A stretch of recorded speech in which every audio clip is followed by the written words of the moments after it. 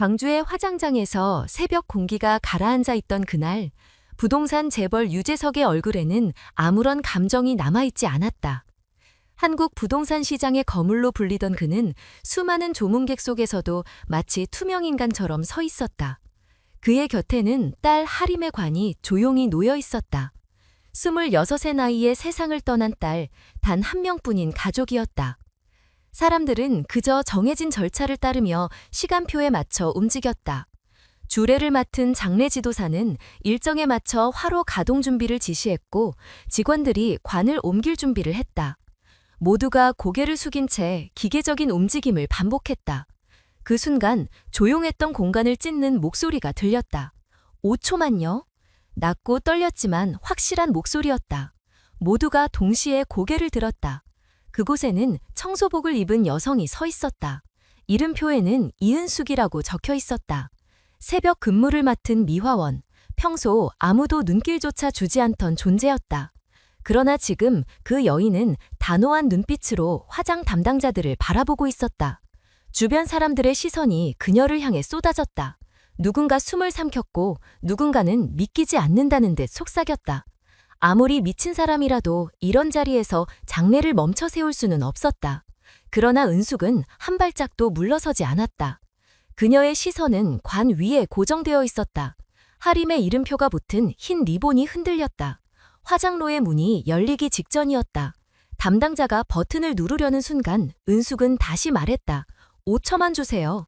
그 말은 간청처럼 들렸지만 동시에 어떤 확신을 품고 있었다. 사람들은 어리둥절했다. 누군가는 그녀가 제정신이 아니라고 중얼거렸고 누군가는 보안 요원을 불러야 한다고 했다.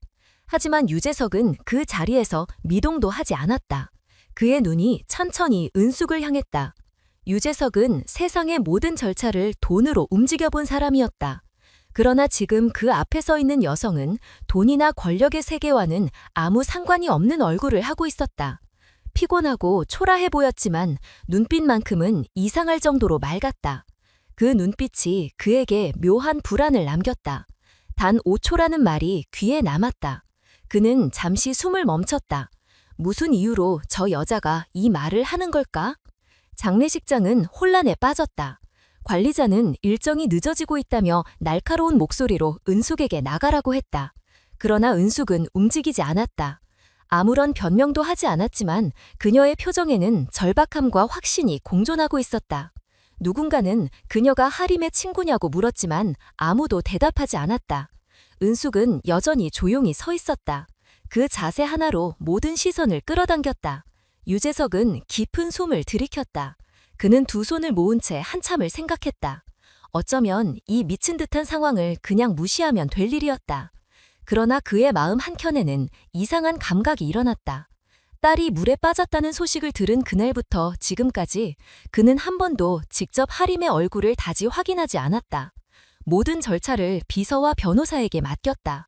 죽음을 인정하는 것이 두려웠기 때문이다.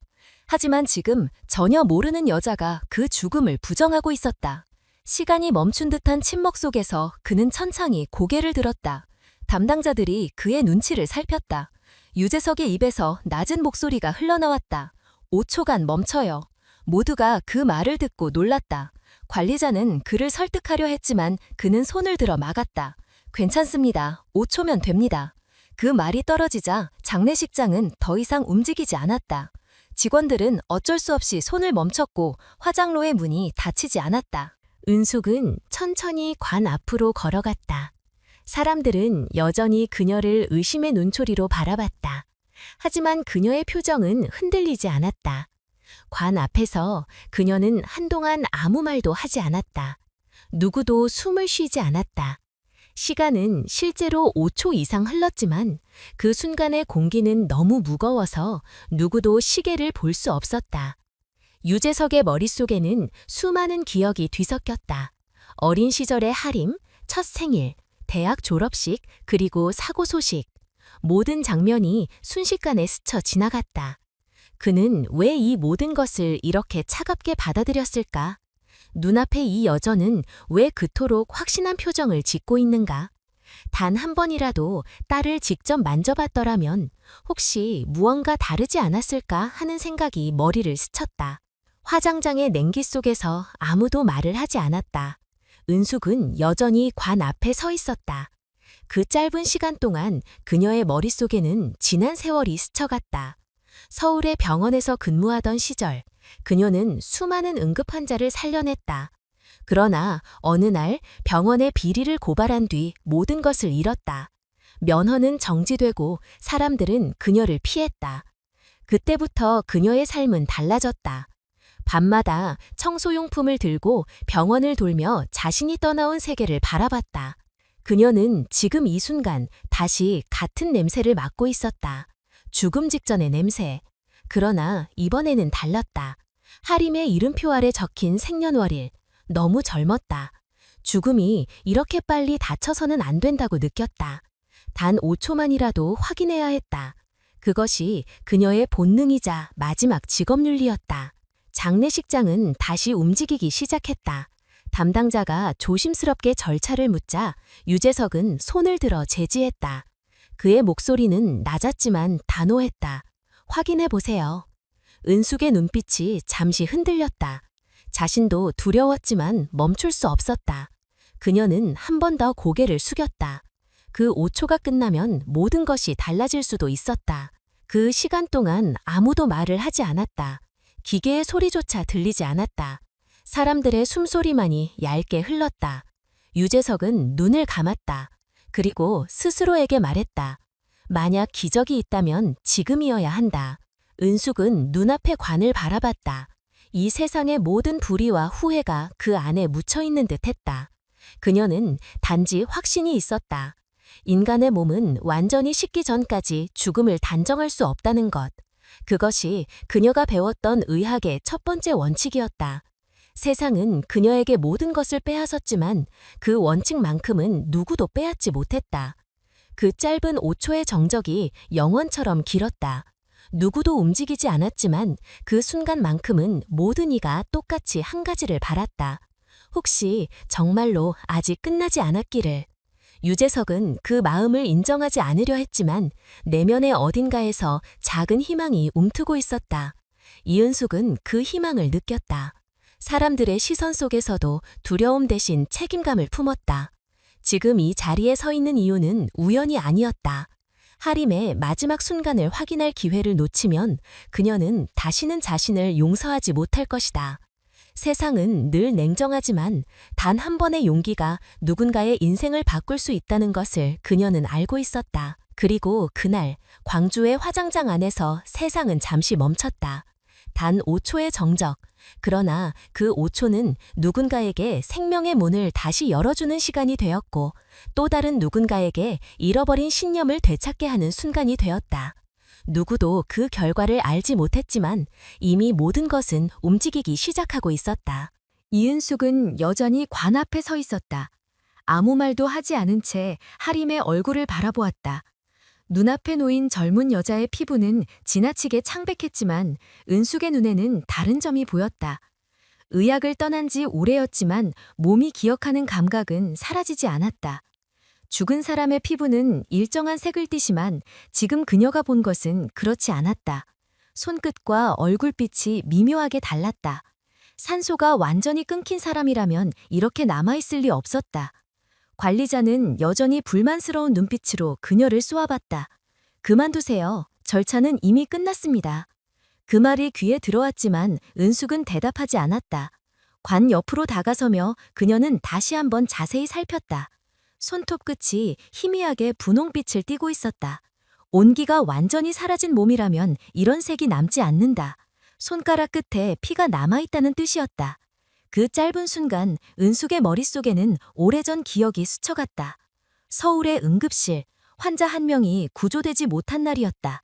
체온이 너무 낮아 심장이 멈췄지만 그녀는 끝까지 포기하지 않았다.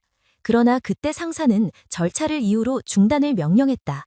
결과는 사망, 그리고 이은숙은 그 결정을 끝내 받아들이지 못했다. 며칠 후 병원의 관리비리 사건을 고발한 뒤 그녀는 직장에서 쫓겨났다. 면허 정지와 고립. 그 이후 그녀는 더 이상 의사로 불리지 않았다. 그러나 지금 이 공간에서 그녀의 손끝이 다시 그때의 감각을 기억해냈다. 하림의 피부는 완전히 식지 않았다. 체온이 빠르게 떨어지면 심장은 멈추지만 세포는 아직 죽지 않는다. 그녀는 그것을 알고 있었다. 이건 저체온 정지다. 머릿속으로 단어가 떠올랐다.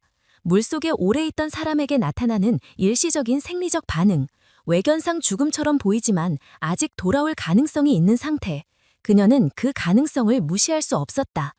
이건 아직 끝나지 않았어요. 은숙의 목소리는 낮았지만 단호했다. 사람들은 놀란 듯 바라봤다. 관리자가 당황하며 손사래를 쳤다. 무슨 말씀이세요? 사망 진단서도 나왔고 의사 서명도 완료됐습니다. 은숙은 그 말을 듣고도 물러서지 않았다. 서류와 절차가 진실을 담보하지 않는다는 것을 누구보다 잘 알고 있었다. 그녀는 여전히 하림의 손끝을 바라봤다.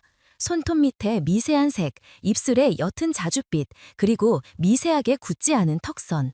저건 죽은 몸의 형태가 아니에요. 속으로 중얼거린 그 말은 마치 확신처럼 들렸다.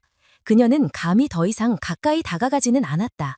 그러나 그 한 걸음 물러선 자리에서조차 하림의 상태는 명확했다. 심정이 멈췄더라도 그건 죽음이라 부를 수 있는 단계가 아니었다. 주변 사람들은 여전히 혼란스러워했다. 어떤 이는 휴대폰으로 시간을 확인했고 어떤 이는 요재석을 바라보며 지시를 기다렸다. 그들의 시선 속에 두려움이 섞여 있었다. 혹시 진짜로 살아있다면? 그런 생각이 스치면 아무도 쉽게 입을 열 수 없다. 요재석은 가만히 서 있었다. 딸의 이름을 머릿속에서 수없이 부르던 그가 지금 처음으로 그 이름의 온기를 느낀 듯했다. 하림아. 그는 시선을 관으로 옮겼다. 미화원이 아닌 누군가, 한때 의사였다는 직감이 들었다. 그녀의 눈빛에는 훈련된 확신이 있었다. 그건 거짓이 아니었다. 관리자는 다시 절차를 재촉했다. 유 회장님, 더 늦어지면 안 됩니다. 이미 예약된 시간이 있습니다. 그러나 그 말에 유재석은 반응하지 않았다. 오히려 시선을 은숙에게 돌렸다. 은숙은 작게 고개를 끄덕였다. 그 짧은 움직임이 신호가 되었다. 5초만. 요재석의 입에서 나온 말은 명령이 아니라 허락이었다. 그는 이미 결정을 내렸다. 모든 절차가 늦어지더라도 상관없었다. 사람들의 시선이 동시에 그에게로 쏠렸다. 관리자는 난처한 표정을 지었지만 더 이상 말하지 못했다. 은숙은 관 옆에서 다시 한번 손끝을 바라봤다. 지금 이 순간 시간의 흐름이 느려졌다. 그녀는 심장이 뛰는 소리를 듣지 못했지만 대신 머릿속에서 오래된 교과서의 한 구절이 떠올랐다. 체온이 28도 이하로 떨어지면 심장은 정지할 수 있으나 신체는 일정 시간 생존 가능하다. 의학의 가장 기본적인 문장이었다. 아무도 그걸 믿지 않지만 그녀는 직접 본 적이 있다. 그녀는 더 이상 의사가 아니었지만 생명에 대한 감각만큼은 사라지지 않았다. 청소복을 입고 있어도 손에 잡고 있는 건 걸레가 아니라 책임감이었다. 하림의 몸은 여전히 싸늘했지만 완전히 죽은 자의 차가움은 아니었다. 은숙은 확신했다. 아직 기회가 있다. 주변에서는 작은 웅성거림이 퍼졌다. 누군가는 미친 짓이라고 했고 누군가는 혹시라도 살아있다면 큰일이라고 했다. 그러나 아무도 먼저 움직이지 않았다.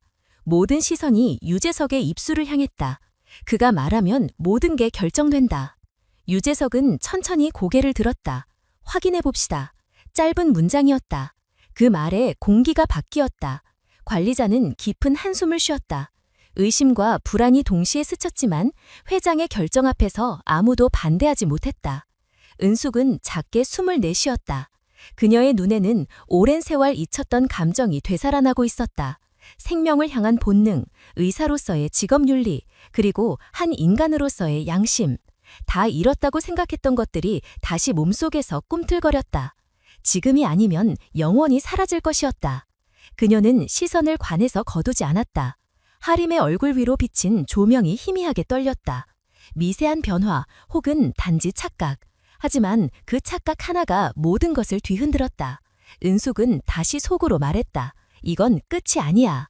그녀는 관리자의 눈치를 보지 않았다. 유재석도 더 이상 말하지 않았다. 시간은 마치 정지되듯 흘러갔다. 단 5초. 그러나 그 짧은 순간 안에 수십 년의 기억과 후회 그리고 직업적 본능이 함께 얽혀 있었다. 그 순간 은숙은 확신했다. 자신이 다시 여기 서 있는 이유는 운명이 아니라 사명이라고. 아무도 믿지 않더라도 단 한 사람의 생명이라도 끝까지 확인하는 것이 자신의 역할이었다. 사람들은 여전히 의심스러운 눈빛을 보냈지만 은숙은 더 이상 흔들리지 않았다. 유재석은 그런 그녀를 바라보며 알 수 없는 감정에 휩싸였다. 그동안 그는 모든 결정을 돈으로 사왔지만 지금 눈앞의 이 여자는 단 한 푼의 대가도 없이 싸우고 있었다. 그 싸움이 무엇인지 정확히 몰랐지만 그는 느꼈다. 무언가 진실된 것이 그 안에 있었다. 그럼 5초만. 그의 목소리는 낮았지만 분명했다. 그 짧은 말 한마디가 장례식장의 흐름을 멈추게 했다. 사람들은 서로의 얼굴을 바라봤다. 의심, 두려움, 그리고 희망이 섞인 눈빛이었다. 이은숙은 천천히 고개를 끄덕였다. 그 5초가 지금은 단순한 시간이 아니었다. 의심과 믿음 사이, 생명과 죽음 사이, 과거의 실패와 현재의 구원 사이에 존재하는 한 줄기 틈이었다. 그녀는 마음속으로 되뇌었다. 이번엔 절대로 놓치지 않겠다. 그날 새벽 광주의 화장장 안에서 단 한 사람만이 살아있는 진실을 느끼고 있었다. 그것은 오래전 잊힌 의사로서의 감각이었고 동시에 한 인간으로서 마지막 남은 양심이었다. 그리고 그 양심이 세상을 잠시 멈추게 했다. 사고는 사흘 전 밤에 일어났다. 그날 유하림은 부산 해운대의 컨벤션홀에서 열린 자선 프로젝트 오픈식에 참석했다. 사회복지재단의 홍보대사로 활동하던 그녀는 직접 모금 행사를 주관했고 마감 후 늦은 시간까지 자원봉사자들과 회의를 이어갔다. 새벽이 가까워오자 하림은 차량으로 귀가하겠다고 했다. 운전기사는 이미 다른 일을 맡아 떠났고 그녀는 직접 운전대를 잡았다. 그때까지 아무도 위험을 예상하지 못했다. 그날은 비가 예보보다 심하게 내렸다. 바람은 세지고 도로는 미끄러웠다. 영도대교 근처에 이르렀을 때 차량의 블랙박스는 갑자기 방향이 틀어지는 모습을 마지막으로 기록했다. 브레이크 자국은 없었다. 차는 가드레일을 뚫고 그대로 바다로 떨어졌다. 추락 후 연락이 끊겼고 신고는 지나가던 차량 운전자의 전화로 접수됐다. 해경과 소방구조대가 출동했지만 야간과 악천후로 수색은 어려웠다. 사고 발생 2시간 후 구조대가 차량을 인양했을 때 유하림은 조수석에 몸을 기댄 채 발견됐다. 안전벨트를 맨 상태였고 에어백은 터져 있었다. 호흡은 없었고 동공반사는 사라졌다. 심정지 상태였다. 현장 구조요원이 심폐소생술을 시도했지만 반응은 없었다. 체온계는 26도를 가리켰다. 차가운 비에 장시만 노출된 몸은 얼음처럼 굳어 있었다. 의료진은 즉시 인근 병원으로 이송했다. 부산중앙병원 응급실에서는 심장 모니터가 한창 동안 직선을 유지했다. 응급팀은 40분 넘게 재세동을 시도했지만 반응이 없었다. 담당 의사는 사망 판정을 내렸다. 사망 시각은 새벽 2시 37분. 모든 절차는 빠르게 진행됐다. VIP 환자였기 때문에 병원 측은 언론 노출을 최소화하려 했지만 이미 소식은 전해졌다. 전국 방송의 속보 자막에 부동산 재벌 유재석의 외동딸 교통사고 사망이라는 문장이 떴다. 인터넷 뉴스는 순식간에 기사를 퍼날렀다. 그 시각 광주의 장례식장 기숙사에서 이은숙은 새벽 청소를 마치고 휴게실에 앉아 있었다. 낡은 TV에서 흘러나온 뉴스 자막이 그녀의 시선을 멈추게 했다. 영도대교 추락사고 26세 여성 현장 사망. 이어진 화면에 하림의 사진이 나타났다. 젊고 단정한 얼굴, 짧은 인터뷰 영상 속에서 웃고 있는 모습. 자막은 기부 프로젝트를 이끌던 사회활동가라고 소개했다. 은숙은 리모컨을 내려놓고 화면을 한참 바라봤다. 뉴스 앵커는 덧붙였다. 응급실 이송 당시 체온은 26도로 측정되었습니다. 그 한 문장이 은숙의 뇌리를 강타했다. 체온 26도, 그 수치는 단순한 숫자가 아니었다. 의대 시절 교수의 목소리가 떠올랐다. 체온이 28도 이하로 떨어지면 심장은 멈출 수 있다. 그러나 뇌세포는 살아있을 가능성이 높다. 차가운 죽음은 때때로 가짜 죽음이다. 그 문장을 수십 번 들었다. 그리고 몇 년 뒤 그 진실을 무시한 병원에서 환자 하나가 다시는 돌아오지 못했다. 그날 이후 그녀는 자신을 용서하지 못했다. 절차와 규정에 묶여 스스로 생명을 포기하게 만든 의료 시스템을 고발했지만 돌아온 건 면허 취소와 퇴직 통보였다. 세상은 그녀를 불편한 사람으로 취급했다. 그러나 그날 배운 원칙 하나만은 잊지 않았다. 몸이 차갑다고 해서 삶이 끝난 건 아니다. TV 화면 속 앵커는 병원의 공식 입장을 읽어내려갔다. 저체온으로 인한 심정지 상태였으나 장시간 무반응으로 뇌사 추정. 그 말에 은숙은 깊게 숨을 내쉬었다. 무반응, 뇌사 추정. 그것은 그녀가 병원에 있을 때 수없이 들었던 표현이었다. 하지만 그녀는 알고 있었다. 사람의 생명은 수치로만 재단할 수 없다는 것을. 그녀의 머릿속에는 문득 한 가지 생각이 떠올랐다. 혹시 저 사람은 아직? 그녀는 스스로를 다그쳤다. TV를 끄려 했지만 손이 움직이지 않았다. 화면에서는 사고 현장을 찍은 영상이 계속 흘러나왔다. 파란색 크레인이 부서진 차량을 끌어올리는 장면, 구급대가 덮은 흰 천 아래의 형체. 사람들은 침묵했고 기자는 반복적으로 현장 사망이라는 단어를 강조했다. 그 단어가 반복될 때마다 은숙의 가슴은 먹먹해졌다. 잠시 후 뉴스는 마무리되었다. 조용한 휴게실에 남은 건 TV의 희미한 소리뿐이었다. 은숙은 여전히 화면을 바라봤다. 그녀의 머릿속에는 한 가지 문장만 맴돌았다. 몸이 차갑다고 해서 죽은 게 아니야. 그 문장이 점점 선명해졌다. 그날 밤 그녀는 거의 잠들지 못했다. 눈을 감을 때마다 과거의 병실이 떠올랐다. 동료 의사가 환자의 시트를 덮던 순간 그녀는 그 손을 붙잡고 말했다. 조금만 더 기다려보자. 하지만 돌아온 건 무표정한 시선과 짧은 대답이었다. 시간 끝났어. 그때의 차가운 공기와 환자의 손끝 감각이 다시 살아났다. 지금 눈앞의 뉴스가 그 기억을 다시 불러낸 것이다.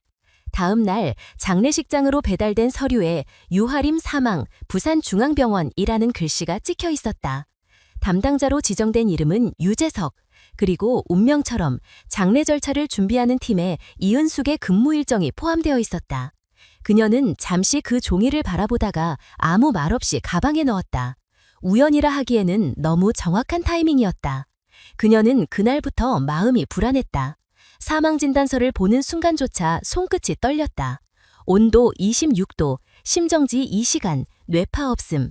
너무 익숙한 데이터였다. 그녀는 조용히 스스로에게 말했다. 이건 끝이 아닐 수도 있어. 그날 밤 장례식장 냉동실로 운구된 하림의 시신 앞에서 은숙은 오래 서 있었다. 다른 직원들은 모두 자리를 떴고 냉기만이 공간을 채우고 있었다. 그녀는 잠시 눈을 감았다.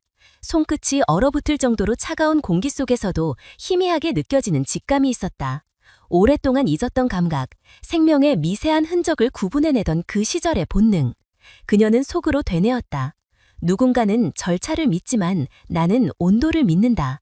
그것이 의사로서 그리고 인간으로서 그녀가 살아온 방식이었다. 그로부터 사흘 후 광주의 화장장에서 하림의 장례가 시작되었다. 그리고 그날 새벽 모든 이가 절차를 따를 때 단 한 사람만이 그 절차를 의심했다. 이은숙이었다. 이은숙이었다. 그녀의 머릿속에는 오직 한 문장만 남아있었다. 몸이 아직 식지 않았다면 죽음이라 부를 수 없다. 관이 천천히 열렸다. 내부의 공기가 밖으로 퍼져나가며 장례식장 안은 일순 정적에 잠겼다. 모두가 숨을 죽였다. 이은숙은 한 걸음 앞으로 나섰다. 눈앞에는 유하림이 누워 있었다. 흰 수의에 쌓인 그녀의 얼굴은 고요했지만 은숙의 시선에는 여전히 어떤 움직임을 찾으려는 긴장감이 서려 있었다. 사람들은 차마 눈을 돌리지 못했다. 관리자는 여전히 불만이 가득한 표정을 짓고 있었고 요재석은 아무 말도 하지 않았다.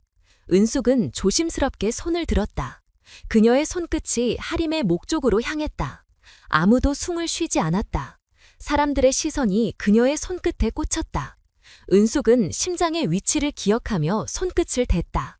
차가운 피부 아래에서 아무런 반응이 느껴지지 않았다. 하지만 그녀는 멈추지 않았다. 손끝에 온 신경을 집중했다. 아무 소리도 아무 감각도 없었지만 그녀의 머릿속에서는 단 한 가지 생각이 떠올랐다. 아직 끝나지 않았다. 몇 초가 흘렀다. 주변에서는 조용한 탄식이 흘러나왔다. 누군가는 고개를 돌렸고 누군가는 이미 절차를 재개하자는 눈빛을 보냈다. 그러나 그 순간 은속의 손끝에 아주 미세한 진동이 스쳤다. 심장이 아니라 그보다 더 약한, 거의 사라지다시피 한 떨림이었다. 처음엔 자신의 맥박이 전해진 것이라 생각했다. 하지만 그것은 분명히 다른 박동이었다. 느리지만 규칙적인 리듬. 은숙은 손을 떼지 않았다. 다시 한번 깊게 숨을 들이쉬며 맥박을 느꼈다. 이번에는 확실했다. 아주 약하게, 그러나 분명히 뛰고 있었다. 그녀의 손끝이 미세하게 떨렸다. 심장이... 그녀는 중얼거렸다. 말은 거의 들리지 않았지만 그 자리에 모든 사람이 그 목소리를 들었다. 살아있습니다. 순간 장례식장은 얼어붙었다. 관리자가 눈을 크게 뜨며 소리쳤다. 무슨 소립니까? 이미 사망 확인이 끝난 몸이에요. 그러나 은숙은 고개를 저었다. 아직 죽지 않았어요. 체온이 너무 낮아요. 저체온 정지입니다. 그녀의 말이 끝나자 사람들은 서로의 얼굴을 바라봤다. 익숙하지 않은 단어였다. 요재석은 그 말을 듣는 순간 몸에 힘이 빠졌다. 그는 관 앞으로 다가가 하림의 얼굴을 바라봤다. 눈앞의 딸은 분명히 아무 반응이 없었다. 하지만 은숙의 눈빛에는 흔들림이 없었다. 확실합니까? 그가 어렵게 물었다. 은숙은 단호하게 고개를 끄덕였다. 지금 당장 체온을 재야합니다. 이건 단순한 심정지가 아닙니다. 그때 병원에서 장례식장으로 파견되어 있던 의사가 상황을 듣고 다가왔다. 그는 첨진기를 꺼내 조심스럽게 하림의 가슴 위에 대었다. 몇 초 후 그의 얼굴이 굳었다. 심장 파동이 있습니다. 아주 약하게. 심박수 분당 8회. 모두가 숨을 멈췄다. 그는 다시 체온계를 확인했다. 27.6도. 저체온증에 의한 생리적 정지 상태일 수 있습니다. 관리자는 얼굴이 하얗게 질렸다. 말도 안 돼요. 사망 진단서가 나왔잖아요. 의사가 사인까지 했는데. 그는 말을 잇지 못했다. 의사는 단호하게 말했다. 지금은 사망이라 단정할 수 없습니다. 이건 흔치 않지만 회복 가능성이 있습니다. 요재석은 그 말을 듣는 순간 다리에 힘이 풀렸다. 그는 그 자리에 무릎을 꿇었다. 평생 한 번도 눈물을 보인 적 없는 사람이었다. 그러나 지금 눈앞의 사실은 그 모든 위험을 무너뜨렸다. 딸이 죽지 않았을지도 모른다. 그 단 한 가지 가능성만으로도 그는 버틸 수 없었다. 살릴 수 있습니까? 그의 목소리는 떨렸지만 절박했다. 의사는 잠시 망설이다가 고개를 끄덕였다. 지금 바로 이송해야 합니다. 늦으면 안 됩니다. 은숙은 그 말을 듣고 빠르게 움직였다. 그녀는 즉시 직원들에게 구급차를 부르라고 외쳤다. 그제야 모두가 정신을 차렸다. 장례식장은 순식간에 혼란에 빠졌다. 누군가는 전화를 걸었고 누군가는 관을 옮길 준비를 했다. 관리자는 여전히 혼란스러웠지만 더 이상 제재하지 않았다. 유재석은 눈앞에서 모든 것을 지켜보며 말없이 손으로 얼굴을 감쌌다. 은숙은 관 옆에 서서 하림의 손끝을 잡았다. 여전히 차가웠지만 그녀는 그 온기 속에 희미한 생병을 느꼈다. 이 감각은 결코 착각이 아니었다. 그녀는 속으로 되뇌었다. 살릴 수 있다. 늦지 않았다. 잠시 후 부급대가 도착했다. 의료진은 관을 열고 하림의 몽을 신중하게 들것 위로 옮겼다. 심전도 장비가 연결되자 미세한 파동이 화면에 나타났다. 끊어질 듯 이어지는 선, 그러나 분명한 움직임이었다. 심장 리듬 있습니다. 구급대원의 목소리가 울렸다. 그 말에 사람들의 시선이 동시에 화면으로 쏠렸다. 이송하겠습니다. 구급대원이 말했다. 요재석은 고개를 끄덕였다. 그의 눈에는 눈물이 고였다. 그는 하림의 손을 잠시 잡았다가 놓았다. 그 짧은 순간이 그의 삶 전체를 바꿔놓을 시간이 될 것임을 그는 아직 알지 못했다. 은숙은 마지막까지 하림의 곁을 지켰다. 그녀의 손끝은 여전히 하림의 맥을 느끼고 있었다. 심박은 약했지만 분명히 존재했다. 병원으로 향하는 동안 그녀는 속으로 한 가지 기도만을 반복했다. 이 생명이 다시 돌아오게 해주세요. 그날 새벽 광주의 화장장에서는 예정에 없던 구급차 사이렌이 울렸다. 불과 몇 분 전까지만 해도 하림의 몸은 불길 속으로 들어갈 예정이었다. 그러나 지금 그녀는 다시 생명의 길 위로 옮겨지고 있었다. 누군가는 그것을 기적이라 불렀고 누군가는 단지 우연이라고 했다. 그러나 이은숙에게 그건 둘 다 아니었다.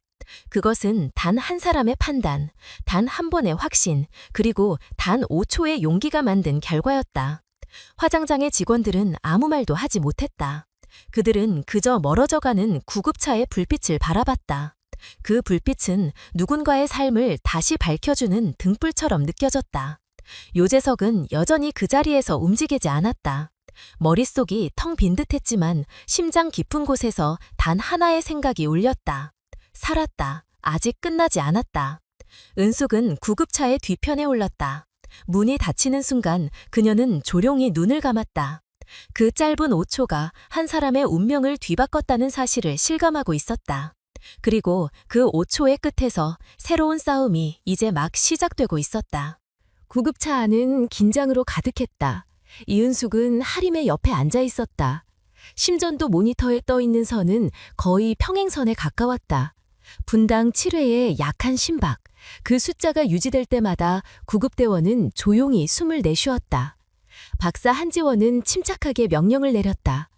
체온 유지가 우선입니다. 따뜻한 수액을 준비하세요. 그 말에 구급대원이 즉시 움직였다. 수액팩을 손으로 감싸며 체온을 높였다. 은숙은 하림의 손을 감싸주었다. 자신의 체온이 조금이라도 전해지기를 바랐다. 하림의 손끝은 여전히 차가웠지만 완전히 식은 것은 아니었다. 그 미세한 차이를 이은숙은 알고 있었다. 아직 살아있다는 증거였다. 그녀는 시선을 모니터에서 떼지 않았다. 파동은 작았지만 존재했다. 한지원은 청진기를 대며 심음을 다시 들었다. 아직 있습니다. 느리지만 분명히 뛰고 있습니다. 은숙은 그 말을 듣고 가슴이 벅차올랐다. 그러나 기뻐할 시간은 없었다. 분당 7회의 심박은 언제든 멈출 수 있는 수치였다.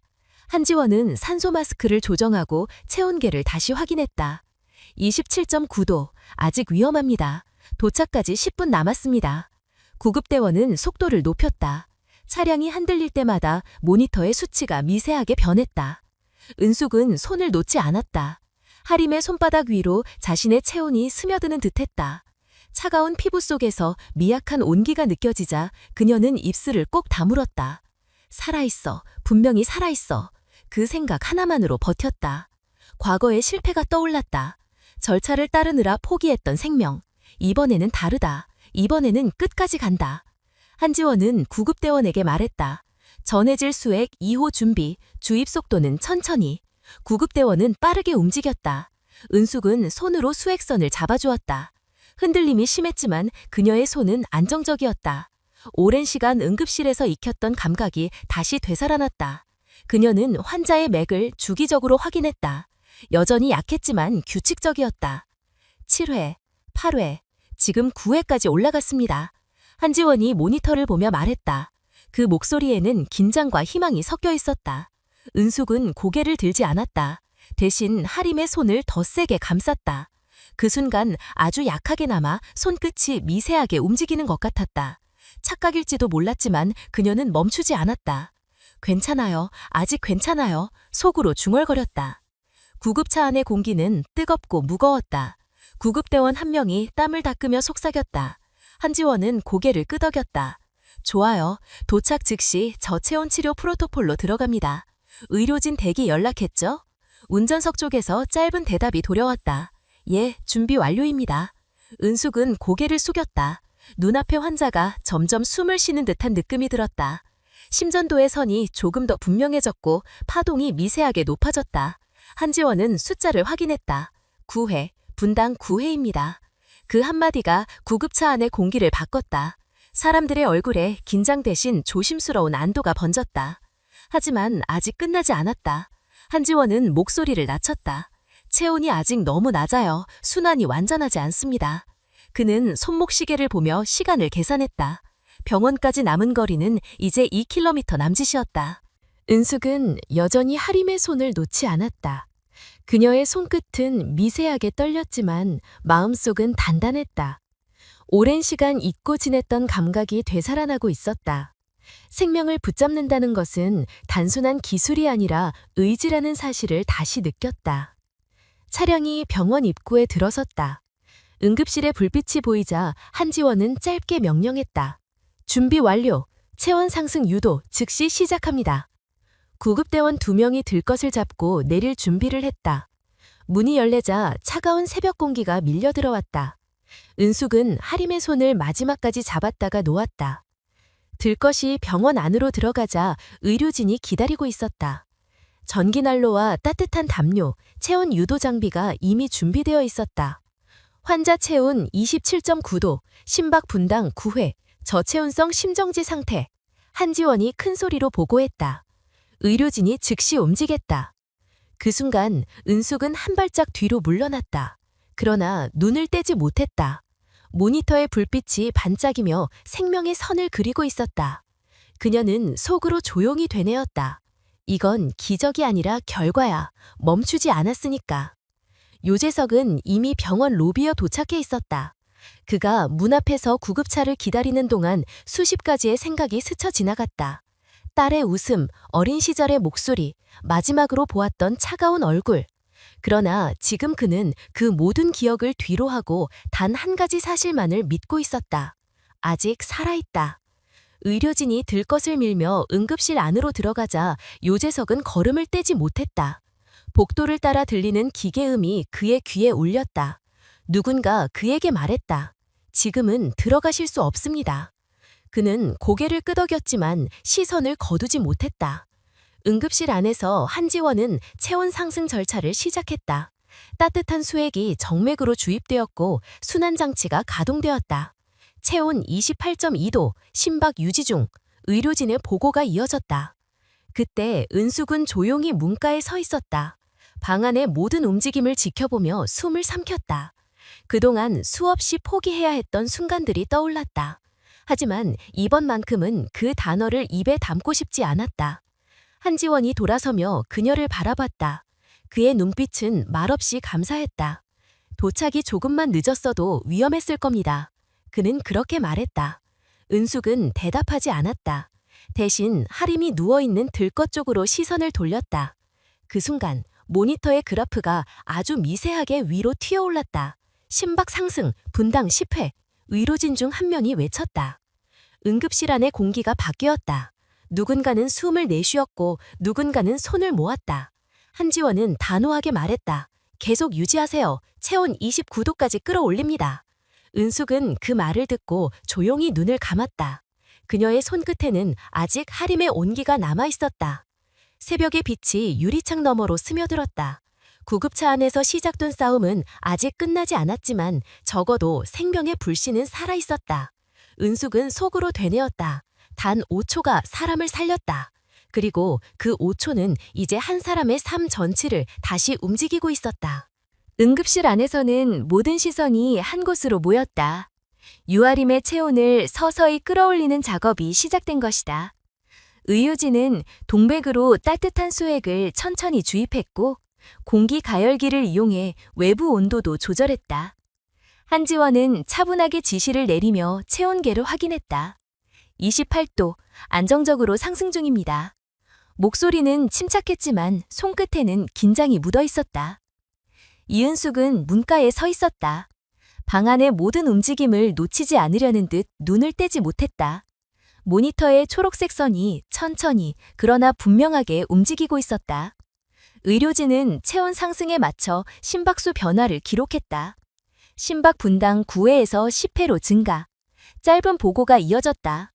그 말 한마디에 공기 속 긴장이 조금 풀렸다. 30도까지 올립니다. 한지원의 말에 간호사가 고개를 끄덕였다. 체온 유도 장치의 온도가 다시 높아졌다. 일정 온도에 도달하면 몸은 스스로 회복 반응을 보이기 시작하는 걸 모두 알고 있었다. 그러나 아무도 확신하지 못했다. 살아 돌아온다는 건 통계나 확률의 문제가 아니었다. 그건 의지의 영역이었다. 시간은 느리게 흘렀다. 의료진의 숨소리만이 방 안에 들렸다. 한지원은 모니터를 주시하다가 조용히 중얼거렸다. 29.4도, 혈압이 조금 올라가고 있습니다. 그의 말에 은숙의 손끝이 미세하게 떨렸다. 눈앞의 숫자가 단순한 수치로만 보이지 않았다. 그것은 생명의 움직임이었다. 30도. 그 수치가 나타나는 순간 한지원은 고개를 들었다. 이제 심박이 안정됩니다. 자극 반응 테스트를 시작합니다. 간호사가 하림의 손등을 살짝 자극했다. 아무런 반응이 없었다. 하지만 모니터의 선이 순간적으로 위로 튀었다. 심박 15회, 반응 있습니다. 누군가가 외쳤다. 그 짧은 한마디에 모두의 숨이 멈췄다. 계속 진행합니다. 한지원은 목소리를 낮췄다. 의료진은 다시 체온 상승을 유도했다. 30.5도, 31도. 하림의 입술에 서서히 색이 돌아오기 시작했다. 이전까지 창백하던 얼굴에 아주 미세한 혈색이 번졌다. 은숙은 그 변화를 놓치지 않았다. 피부색 변화 확인, 간호사의 보고가 이어졌다. 그때였다. 하림의 손끝이 아주 미세하게 움직였다. 처음에는 의료진 중 누구도 그것을 확신하지 못했다. 한지원이 조심스럽게 확인했다. 근육 반응 있습니다. 약하지만 확실해요. 짧은 정적이 흘렀다. 방 안의 사람들은 아무 말도 하지 못했다. 모두가 눈앞의 작은 움직임에 집중했다. 모니터의 심박수가 점점 상승했다. 20회, 25회, 30회. 한지원은 손가락으로 눈가를 누르며 숫자를 확인했다. 회복 속도 좋습니다. 체온 31.2도. 이제 산소 포화도 상승이 필요합니다. 간호사가 산소량을 조정했다. 하림의 가슴이 미세하게 오르내렸다. 그 움직임을 본 순간 은숙은 숨을 삼켰다. 호흡 반응 있습니다. 의료진의 목소리가 떨렸다. 이어 모니터에 표시된 숫자가 급격히 변화했다. 심박 45회, 산소 포화도 78%. 방 안의 공기가 확 달라졌다. 한지원은 긴장된 얼굴로 말했다. 좋아요. 이 상태 유지하세요. 곧 의식 회복이 올 겁니다. 그리고 몇 분 후 그 일이 일어났다. 하림의 눈꺼풀이 미세하게 떨렸다. 간호사가 즉시 반응을 확인했다. 안구 움직임 포착. 모두의 시선이 집중됐다. 그 짧은 순간 방 안의 공기가 멈춘 듯 고요했다. 하림의 눈이 천천히 떴다. 흐릿했지만 분명히 의식의 빛이 있었다. 그녀의 시선이 천장을 스쳤다가 옆으로 향했다. 한지원이 조용히 말했다. 환자, 의식 회복, 호흡 자발적. 그 목소리는 떨리지 않았다. 그러나 방 안의 모두는 알았다. 지금 이 순간이 다시 돌아오지 않을 기적이라는 것을. 그때 문이 열리고 유재석이 들어왔다. 그는 한동안 말을 잃었다. 눈앞의 침대 위에서 딸이 천천히 눈을 깜빡이는 장면이 현실처럼 느껴지지 않았다. 의료진이 길을 터주자 그는 조심스럽게 다가갔다.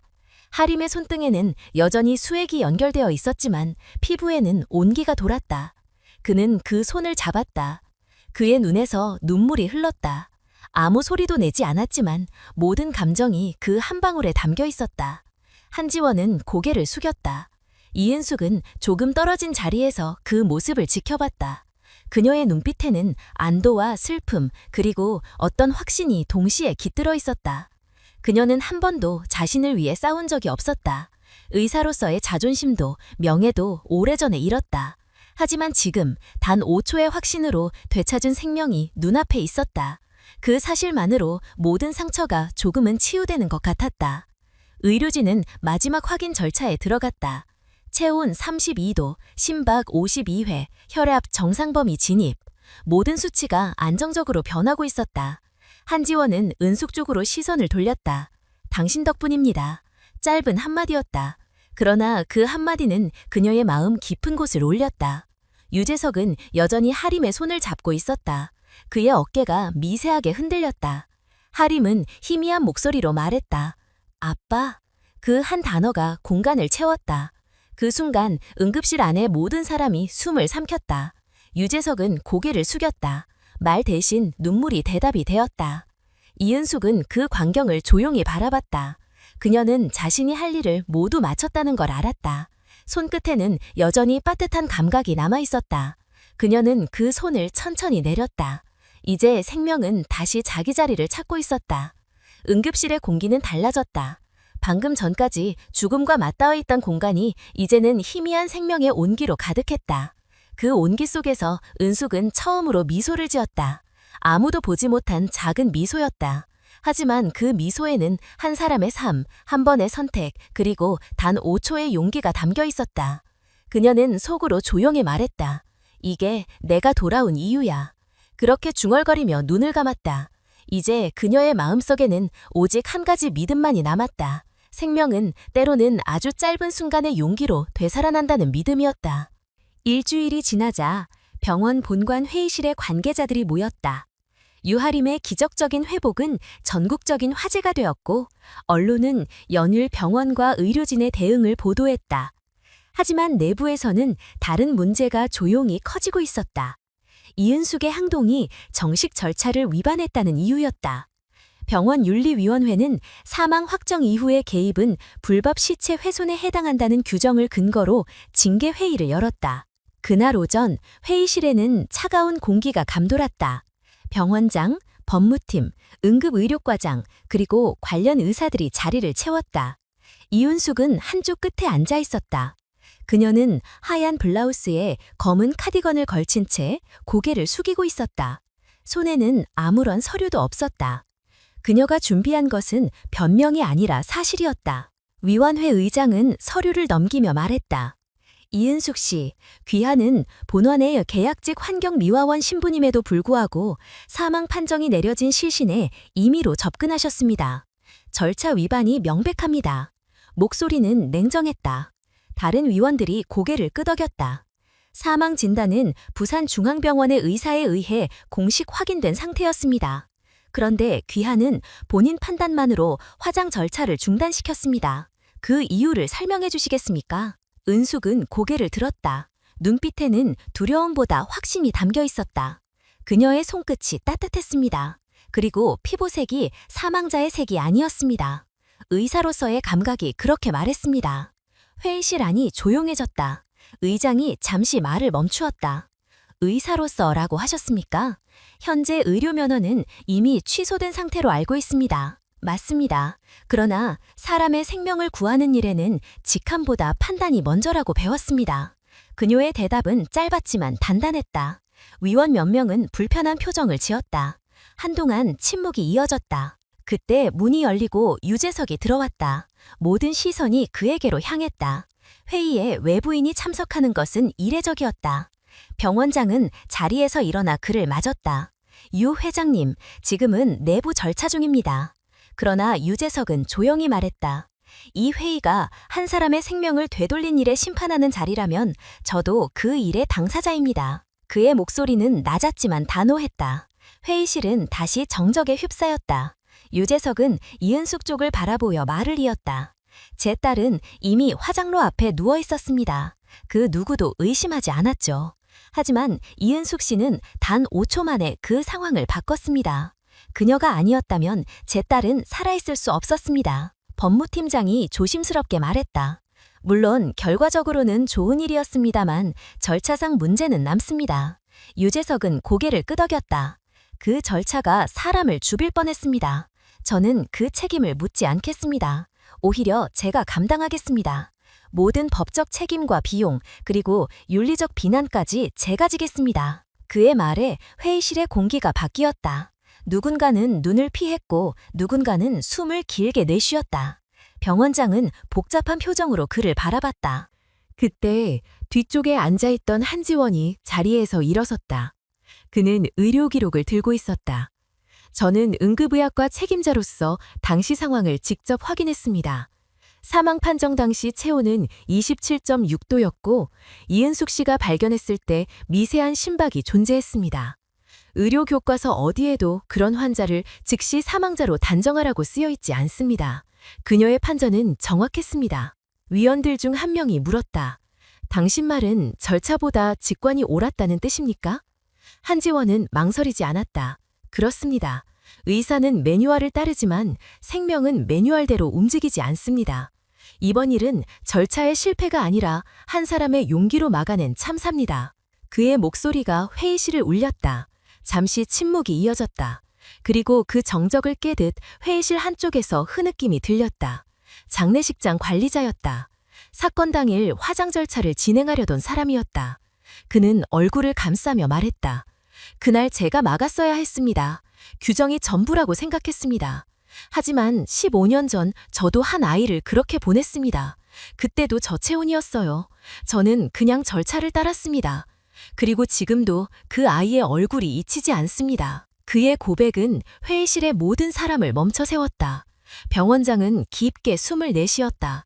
규정은 사람을 보호하기 위한 것이지만 때로는 사람을 잃게도 하는군요. 그는 고개를 들고 말했다. 위원회는 결정을 내리겠습니다. 잠시 후 병원장은 공식 입장을 발표했다. 이은숙 씨의 행동은 절차상 위반이 있었으나 결과적으로 한 생명을 구했습니다. 따라서 본원은 그녀의 판단을 예외적 긴급의료 행위로 인정합니다. 또한 그녀의 과거 의료 경력을 검토한 결과 다시 의료 자격을 회복할 수 있도록 지원하겠습니다. 회의실 안에서 낮은 탄성이 흘렀다. 이은숙은 아무 말도 하지 않았다. 고개를 숙인 채 눈을 감았다. 병원장은 계속 말했다. 앞으로 본원은 응급의료 자문위원 직책을 신설하고 이은숙 씨를 그 첫 번째 특별 응급자문관으로 임명합니다. 그녀는 천천히 고개를 들었다. 누구도 박수를 치지 않았지만 모두의 눈빛이 변해 있었다. 유재석은 자리에서 일어나 그녀에게 다가갔다. 감사합니다. 당신 덕분에 제 가족이 다시 살아났습니다. 그는 고개를 숙였다. 이은숙은 짧게 대답했다. 제가 한 일은 당연한 일이었습니다. 다만 이번에는 아무도 늦지 않았을 뿐입니다. 회의가 끝난 후 병원 복도에는 묘한 정적이 흘렀다. 한지원은 그녀 옆으로 다가와 말했다. 당신 덕분에 많은 게 바뀌었습니다. 은숙은 미소를 짓지 않았다. 대신 조용히 대답했다. 이 일이 다시는 논란이 되지 않기를 바랍니다. 다음번에는 누군가의 용기가 절차 위반이 아니라 기본이 되었으면 좋겠어요. 그녀는 그렇게 말하고 회의실을 나섰다. 문이 닫히는 순간 안에서는 누군가의 한숨이 들렸다. 그러나 그 한숨은 무거움이 아니라 안도의 숨이었다. 그날 한 사람의 판단이 구조된 생명만큼이나 큰 변화를 만들어내고 있었다. 3달이 흘렀다. 겨울이 지나고 따뜻한 공기가 광주 거리를 감싸던 어느 날, 유하림은 자신의 첫 개인전을 열었다. 전시회의 이름은 얼음 이후의 생명. 그 제목에는 그녀가 경험한 모든 시간이 담겨 있었다. 병원에서 회복한 뒤 하림은 그림을 다시 그리기 시작했다. 캔버스 위에는 차가운 색과 따뜻한 색이 섞여 있었고 그 사이엔 언제나 흐릿한 경계선이 있었다. 그것은 죽음과 삶의 거리이자 그날 이은숙이 만들어준 5초의 틈이었다. 전시회 첫날 사람들은 조용히 그림 앞에 섰다. 유재석은 행사장 한쪽에 서서 딸을 바라보았다. 그는 이제 더 이상 부동산 재벌이 아니라 단지 딸을 되찾은 한 사람의 아버지였다. 하림은 무대에 올라 짧게 인사했다. 이 전시는 제 이야기가 아니라 누군가의 손끝에서 다시 시작된 생명에 대한 이야기입니다. 모든 수익금은 광주 회생센터 설립 기금으로 사용됩니다. 그녀의 말이 끝나자 박수 소리가 울렸다. 기자들은 얼어붙은 죽음에서 피어난 예술이라는 제목으로 기사를 썼고 시민들은 작은 기적의 현장을 보기 위해 발걸음을 옮겼다. 그러나 하림은 그 모든 관심 속에서도 한 사람을 찾았다. 흰 가운을 입고 조용히 입구를 지키고 있던 이은숙이었다. 그녀는 여전히 과장된 표현을 싫어했고 박수를 부담스러워했다. 하지만 하림이 다가오자 미소를 지었다. 두 사람은 말없이 서로를 바라봤다. 짧은 인사 대신 따뜻한 눈빛이 오갔다. 하림은 조용히 말했다. 선생님, 이건 다 선생님 덕분이에요. 을숙은 고개를 저었다. 아니야, 네가 스스로 돌아온 거야. 나는 단지 5초를 믿었을 뿐이야. 며칠 후 광주 회생센터가 공식 개관했다. 병원 본관 옆에 세워진 3층짜리 건물은 크지 않았지만 그 안에는 새로운 정신이 있었다. 응급의학, 구조, 심폐회생 교육을 위한 공간, 그리고 저체온 치료 연구실이 마련됐다. 입구의 벽에는 은숙이 직접 쓴 문장이 걸렸다. 체온이 남아있다면 희망은 사라지지 않는다. 개관식에는 많은 사람들이 모였다. 유재석은 짧게 인사하며 말을 이어갔다. 규정이 생명을 대신할 수 없습니다. 우리는 오늘 그 단순한 진실을 배웠습니다. 그의 목소리는 조용했지만 깊은 울림이 있었다. 사람들은 고개를 끄덕였다. 이은숙은 개관식이 끝난 뒤 연구실로 향했다. 그곳의 한쪽 벽에는 하림의 그림 한 점이 걸려 있었다. 제목은 5초의 온도. 새벽빛이 비치는 얼음 위에 희미한 붉은색이 퍼져 있는 그림이었다. 은숙은 그 앞에 오래 서 있었다. 그 색은 마치 하림의 심장이 다시 뛰던 그 순간의 온도처럼 느껴졌다. 센터가 운영을 시작한 이후 전국에서 응급구조대원들이 찾아왔다. 이은숙은 매일 강의실에 섰다. 그녀는 세계보다 감각을, 절차보다 관찰을 강조했다. 사람의 몸은 때로 규정보다 먼저 말합니다. 의심스러울 땐 시간을 주세요. 단 5초라도. 강의실 안의 사람들은 조용히 메모를 했다. 그 말은 단순한 교육이 아니라 신념처럼 들렸다. 시간이 흘러 저녁이 되면 은숙은 늘 센터 옥상에 올랐다. 멀리 병원 불빛이 보였다. 자신이 돌아올 수 없을 거라 생각했던 세상 속으로 다시 들어와 있었다. 그 모든 건 단 한 번의 선택 때문이었다. 그리고 그 선택에 만들어낸 5초가 수많은 이들의 시간을 되살리고 있었다. 그날 밤 하림이 센터로 찾아왔다. 조용히 문을 열고 들어와 은숙 옆에 섰다. 두 사람은 아무 말도 하지 않았다. 하림은 손에 들고 있던 작은 액자를 건넸다. 그 안에는 자신이 새로 그린 그림이 담겨 있었다. 숨이라는 제목이 적혀 있었다. 은숙은 그 그림을 오래 바라보다가 말했다. 이건 살아있다는 증거네. 그래요. 저는 이제야 이해했어요. 죽음이 끝이 아니라는 걸요. 하림의 말은 차분했지만 단단했다.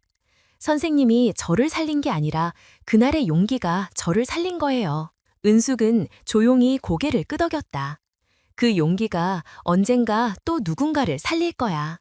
그녀의 목소리에는 확신이 담겨 있었다. 몇 주 후 센터 로비에 새로운 문구가 추가되었다. 죽음을 선언하기 전에 한 번 더 손끝을 느껴라. 그 문장은 이은숙의 강의 노트에서 따온 것이었다. 사람들은 그 문장을 읽으며 걸음을 늦췄다. 그 안에는 단순한 교훈이 아니라 인간에 대한 믿음이 담겨 있었다. 시간이 더 흘러 봄이 찾아왔다. 하림은 다시 그림을 그렸고 유재석은 매달 센터에 기부를 이어갔다. 이은숙은 여전히 현장에서 일하며 젊은 의료인들을 지도했다. 그녀의 이름은 이제 다시 의료인 명단에 올라 있었지만 그녀에게 그것은 명예보다 책임이었다. 어느 날 강의가 끝난 후 한 신입 간호사가 물었다. 선생님, 그때 왜 그렇게까지 하셨어요? 위험했잖아요. 은숙은 잠시 생각하다가 대답했다. 사람의 생명은 숫자가 아니야. 그리고 나는 그걸 잊고 싶지 않았어. 그녀는 강의실을 나서며 하늘을 올려다봤다. 구름 사이로 햇살이 스며들고 있었다. 그 빛은 마치 오래전 냉동실 속의 차가운 공기를 뚫고 들어온 생명의 온기 같았다. 그날 이후 광주회생센터에는 새로운 문장이 벽에 새겨졌다. 규정은 생명을 보호하지만 생명을 배신하지는 않는다. 그 문장은 이은숙이 아닌 유하림이 직접 쓴 것이었다. 그녀는 그렇게 말했다. 이건 나의 삶을 되돌려준 사람들에게 바치는 문장입니다. 사람들은 그 문장을 읽으며 고개를 들었다. 그리고 모두가 알았다. 그날에 단 5초가 한 사람을 살렸을 뿐 아니라 세상에 잃어버린 무언가를 되돌려 주었다는 것을. 그것은 생명에 대한 믿음이었다. 그리고 인간에 대한 존엄이었다. 오늘 이야기를 끝까지 들어주신 여러분께 진심으로 감사드립니다. 이 이야기는 단지 한 사람의 기적이 아니라 우리가 살아가는 세상 속에 여전히 존재하는 따뜻한 용기와 믿음에 대한 이야기였습니다. 때로는 단 5초의 결심이 한 생명을 살리고 한 마음을 바꾸고 세상을 조금 더 따뜻하게 만들 수 있다는 것을 다시 한번 깨닫게 됩니다. 우리가 놓치기 쉬운 작은 온기와 희망, 그리고 사람을 향한 신뢰가 얼마나 큰 힘을 가지는지를 이 이야기 속에서 함께 느끼셨기를 바랍니다. 여러분의 공감과 응원은 저희에게 큰 힘이 됩니다.